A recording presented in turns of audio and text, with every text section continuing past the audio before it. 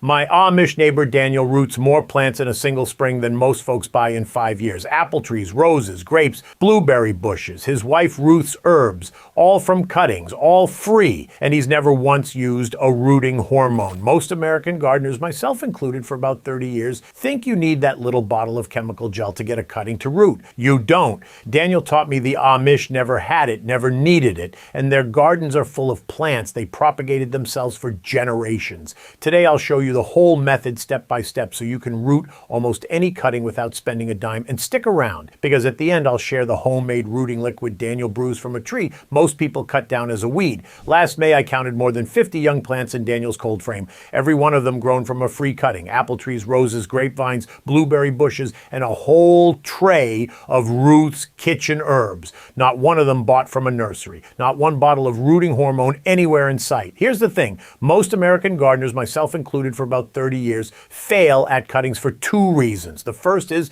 they believe that little bottle of chemical gel is required, so they never even try without it. The second is they treat a cutting like it's fragile when lack of hormone was never the enemy. The real enemies are rot and drying out. Fix those two things and a cutting will root, because that's exactly what a cutting wants to do. I'm going to walk you through this in 5 steps so you can root almost any cutting for free. And stick with me to the end, because then I'll share the homemade rooting liquid Daniel brews from a tree most folks cut down as a weed. Step 1, take the right cutting at the right time from the right wood. This is where most people are already beaten before they start, because they grab whatever's handy on a hot July afternoon and wonder why nothing roots. Daniel doesn't work that way. He matches the cutting to the season. For softwood cuttings, that's the green, bendy new growth on things like roses and Ruth's kitchen herbs. You take them in late spring or early summer while the plant is actively pushing fresh growth. That young wood is full of the growth cells that turn into roots. For hardwood cuttings of grapes, blueberries, and fruit trees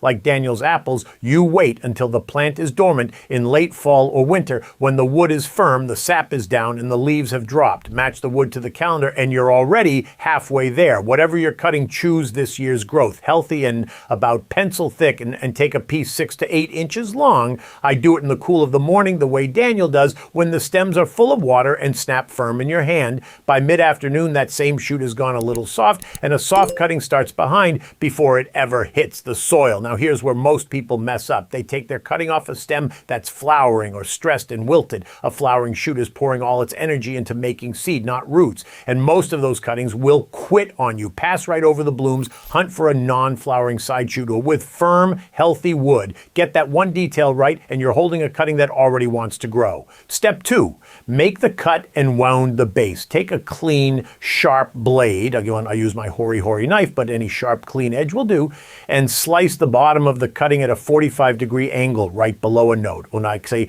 a node is that little swollen bump where a leaf joins the stem, and it's where the growth cells concentrate. That's the exact spot roots come from. The angled cut gives you more of that surface to work from, and it sheds water so the base doesn't sit wet. Keep 3 or 4 nodes on your cutting and strip the leaves clean off the lower 2/3 so nothing's buried that can rot underground. Now here's the part that took me a good 20 years to truly appreciate. With the tip of your knife, scrape a thin strip of bark about 1 inch long off the very base of the cutting, or just enough to expose the pale green layer underneath. That green layer is the cambium, and that's where the root initials form. Daniel calls it giving the plant a place to push from. That little wound tells the cutting exactly where to send its roots, the same way a scrape on your own skin tells your body where to heal. Here's the failure to avoid. Folks leave too many leaves on the cutting. Remember, that cutting can't drink yet or it has no roots, so every leaf left on is pulling water out of a stem that can't replace it. Leave a full head of leaves and it wilts and dies before it ever roots. Strip it down, wound the base, and you've done the single most important thing in this whole method, and it cost you nothing. Now, if what I'm walking you through here is making sense, and you're starting to see how the Amish do this differently than the way most of us were taught, there's something you'll want once these free plants are in the ground. A rooted cutting is a tender young thing, and the soil you set it into decides whether it thrives or gets chewed to pieces. That's chapter 4 of my book,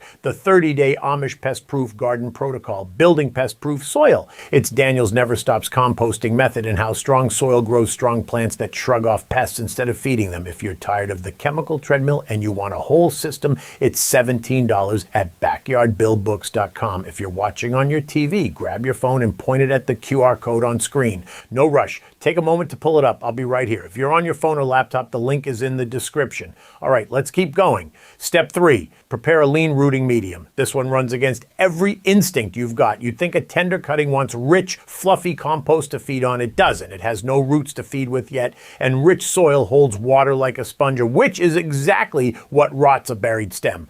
Daniel mixes about 50-50 coarse sand and sifted soil. Pure coarse sand works too, and I've rooted whole trays of cuttings in nothing but sand. You want it moistened to damp. I'm like a wrung out sponge, never muddy. Squeeze a handful and it should hold its shape without a drop running out between your fingers. The entire job of this medium is to drain fast and hold just enough moisture to keep the base from drying out. There's nothing for the cutting to eat in there, and that's the point. It's not supposed to eat, it's supposed to root. Once it's rooted, you'll move it somewhere richer. Get this part right, lean and gritty, damp not soggy, and the buried stem stays sound long enough to push those first white roots. Step 4, stick the cutting and seal in the humidity. Push the cutting into your medium about 2/3 of its length deep, then firm the soil around it with your fingers so there are no air pockets pressing against the stem. Then comes the trick I borrowed straight from Daniel. He turns a glass canning jar upside down over each cutting like a little glass dome. Ruth keeps dozens of those jars, and come spring, half of them are out in the cold frame doing double duty as miniature greenhouses.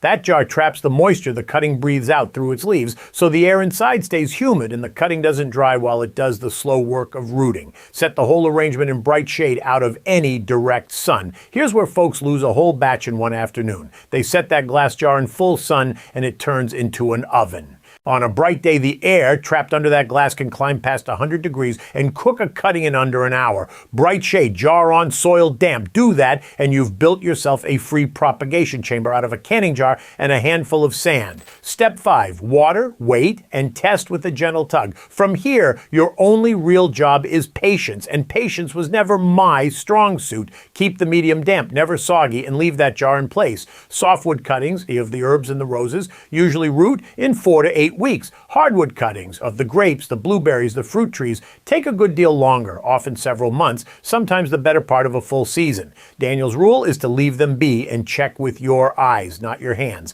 He walks his cold frame every morning with his coffee, just looking, not poking. When you think a cutting's ready, give it the gentlest tug. If it resists, if it holds the soil back against you, it's grown roots. If it slides up easy, it needs more time, so set it right back down and walk away. The mistake here is impatience. Folks dig down to have a look, snap off the brand new roots that are finer than sewing thread, and ruin a cutting that was almost finished. Don't disturb them. Once a cutting tugs back, lift it carefully and pot it into its own container. Let it grow on a little, then harden it off over a week or so before it goes out into the garden. And there it is, a free plant start to finish. No chemical bottle anywhere in the story. Before I get to that last thing, let me save you from the 3 mistakes I see most often, because each one costs you the whole batch. First mistake, taking cuttings from flowering or stressed wood. That plant is spending its energy on making seed, not roots, and most of those cuttings simply fail. Take from a non-flowering side shoot instead every time. Second mistake, sticking your cuttings in rich potting soil or fresh compost because it looks healthy, it stays wet, and the buried stem rots before a single root forms, and you lose the entire tray. Use a lean sand and soil mix that drains fast. Third mistake, leaving the cutting uncovered or setting it in direct sun. A softwood cutting has no roots to drink with, and it can wilt past saving in a single afternoon. Keep the glass jar close on and set it in bright shade. Those 3 mistakes account for nearly every failure I've ever had, and every one of them is free to fix. All right, I told you at the start that I'd share the homemade rooting liquid Daniel brews from a tree most folks cut down as a weed. That tree is the willow. The same scrubby willow people clear out of wet corners of their yard every spring is one of the best free rooting aids there is. Here's how Daniel makes his willow water. He gathers the young first-year willow twigs with the bendy green and yellow whips, not the old gray wood, and chops them into 1 to 2 inch pieces. He packs about 2 cups of those chopped twigs into a jar, covers them with roughly a quart of water, and lets it steep for 24 to 48 hours. Then he strains out the twigs. To use it, you soak the bases of your cuttings in that liquid for several hours, even overnight before you stick them, or you water your newly stuck cuttings with it once or twice. Here's why it works, and this is the part that made me trust it. Willow naturally carries indolebutyric acid. It formulate the very same auxin they synthesize and bottle as store-bought rooting gel. On top of that, it carries salicylic acid, which shields the wounded base from fungal and bacterial rot while the roots form. So that weed tree does both jobs the chemical bottle does for free. The brew keeps in the fridge about 2 months. Before I let you go, I want to come back to what happens after all this. Once these free-rooted plants go out into your garden, the cutworms and the beetles go after those tender young stems first. They always find the softest target. That's chapter 5 of the book, Physical Barriers That Actually Work. It covers the simple cutworm collars and the row cover timing Daniel uses to carry young transplants through their most vulnerable weeks without a drop of chemical. It's everything Daniel has shown me over 35 years, organized into a 30-day protocol you can start this weekend over at backyardbuildbooks.com. If you're on your TV, point your phone at the QR code on the screen now. Go ahead and pull it up. There's no rush. I'll wait right here. And if you're on your phone or laptop, the link is sitting in the description. So that's how Daniel fills a cold frame with more than 50 free plants every spring without a single bottle of rooting hormone. These aren't lost secrets. They're practices a few hundred plain families across Pennsylvania are doing this very week, the same way they've done them for generations. If you want to see more of what Daniel's taught me, watch the one on his no rototill broad fork beds next. Try this on a single cutting this season and drop a note in the comments to let me know how it rooted. I'll see you in the next one.